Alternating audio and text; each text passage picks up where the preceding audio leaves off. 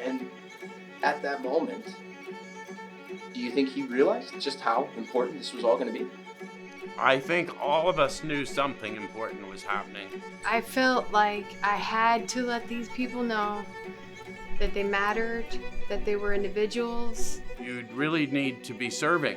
You were built to serve. That man I met then is long dead, and the man I know now is this new creation, and he's vibrant, and he's pouring into people. And the beauty of that circle of giving is really miraculous. People change, and even they're amazed by the work that's happening within them.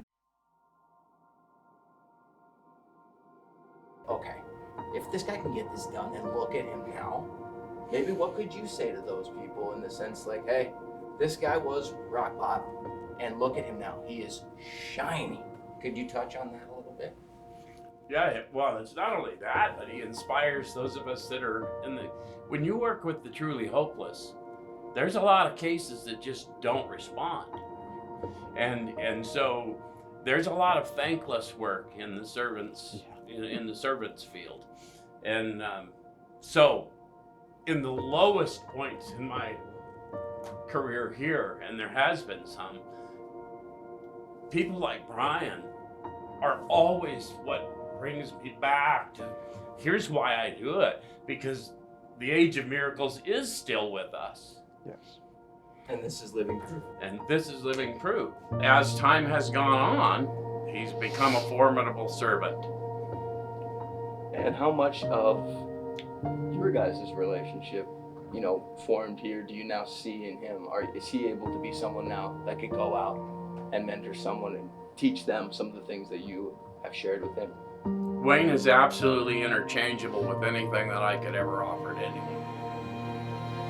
It's a bold statement. How does that make you feel? I mean, that's that hits me right in the feelers. That's awesome. So our relationship has always been sort of, I know who he is even when he doesn't know who he is, and we love having Eric around because he inspires other people.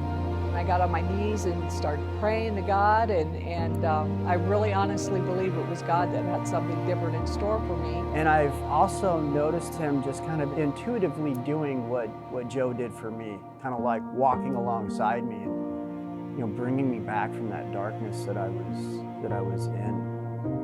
He's starting to lift up other members. Right, so here was a person in front of me, a convincing testimony of a restored person who had the experience of drugs and alcohol, experience with being in a hopeless state, and they're convincing proof right in front of me saying, hey, Caesar, this could be done. We firmly believe this is the Holy Spirit changing the world. Right, because it's not just for here, but this is going to have to be released into the prisons, into the churches, into the community, into the different recovery meetings, so that they have the understanding that it's not us, but it is that same power that we all are reaching for that's going to take us to where we need to be. It's my job now to advocate for my brothers and sisters, to show them that what was so freely shown to me. And I've watched this man grow into an amazing human being. God's hand has been on this from beginning. There are so many stories that we could tell, just things that never should have happened, and it's only by the grace of God that they have happened. I get emotional about this because this was my spiritual awakening. I hadn't done, anything particular other than hoping for something to hope for.